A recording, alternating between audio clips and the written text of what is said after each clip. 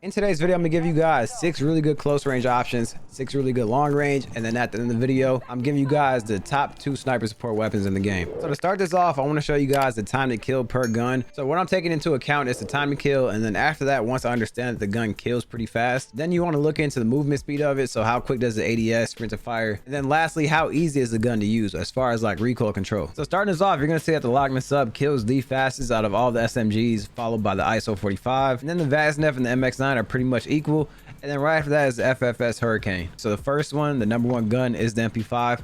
I think this is like the new best class setup you guys should use because it pretty much mixes everything. Like you have a really good ADS speed, movement speed, but also with this build you're getting like better recoil control than like the more popular one when people take the barrel and use the short barrel. So this is definitely number one option, followed by the ISO 45. This one has a really good time to kill, but the damage range that this thing has is pretty crazy. This is a really good one that you guys should definitely look into. But if you're not a fan of the iron sights and the recoil control that this gun has, go back to the MP5. And now jumping to the third best SMG, we're gonna look at the Vaznev. Now this one does everything that you need it to. Like it has good ADS speed, good damage range, recoil control. Like this thing has always been solid since Warzone 2 released. So next one we're looking at is the MX9. Now this thing is so quick. Like it feels really good using this gun. But the only downside to this thing is the 32 round mag. Like I just wish that they add like at least like a 45 round mag to this gun, because that's the only thing that's holding this thing back. Like everything about this gun is just nice. Like it's literally dummy proof. Anybody can pick it up and be good with it. And then now the fifth SMG in my opinion is going to be the Hurricane.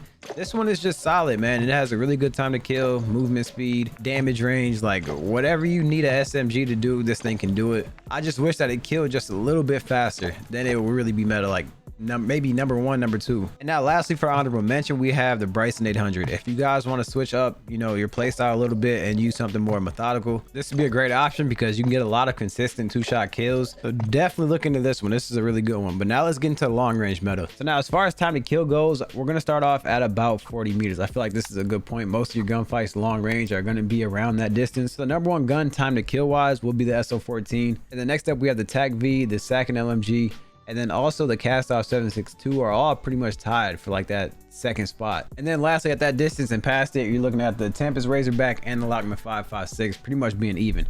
But now I did add in the Tempest Razorback because if you guys check out the time to kill between 0 and 33 meters, it's sitting at about the number 3 spot. And lastly, I did add in the Corona Squall because as we all know, it is still pretty much meta right now, even after they nerfed it. So it's definitely a good gun to use. But now let's get into the class setup. So for the long range options, I don't have them ranked in order just because it pretty much comes down to your preference and your playstyle. Like some people may be fans of LMGs and you don't really mind that you move slow and your reload time is about 7 seconds. And other players like me, I like to move around faster, so the LMG wouldn't really fit my playstyle. But the number one LMG right now is going to be the Sakin. So next gun we're looking into is the Tempest Razorback. Now this gun is a super low recoiling weapon and the time to kill is actually really good now that they buffed it again. So if you guys are looking for a new go-to AR, definitely look into this one, or maybe even the TAC 56 that I'm going to show you guys in a little bit. Now the next option we're looking at is the Corona Squall. I mean, I don't really have to say much about this gun.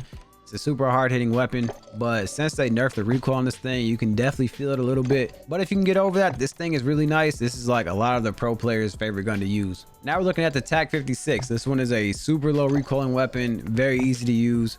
Overall, just a solid AR. Like I don't really have to say much about the TAC 56. We all know about this gun by now. All right, next up on the list is the SO14. So if you guys prefer like single fire weapons, this is definitely a good option. Definitely the best one in the game right now as far as single fire weapons go. But the next one up I'm gonna show you guys is a weapon that you can actually switch into semi-auto, and the time to kill actually improves by doing that, and that's gonna be the TAC V. So this gun right here, you can run it in full auto, still really good. But now after the update, if you run this thing in single fire, time to kill takes a huge jump. So it becomes that much better. So you may have to switch your build up a little bit. But either way, this build works for both full auto and semi-auto. Now finally, the last gun we're looking at, I'm not really a fan of just because of how bad the recoil is on this weapon. But this thing kills really fast. This thing has the fastest time to kill out of all of the ARs in the game right now, as far as like long range options go. So if you're one of those players that can control the 7.62, definitely look into this one. All right, now lastly for the sniper support, the only 2 guns you guys should consider would be the 74U and the Chimera. But if I had to choose between these 2 guns, I would say a 74U because the recoil control is a lot more smoother. So the number one sniper support option would be the 74U, and trust me on this one, this build is crazy. It's funny because on this build there are two brand new attachments. So this barrel is brand new. It actually got added in with one of the DLC guns, and also the stock is as well. So if you guys have both of those unlocked, definitely give this gun a try for your sniper support.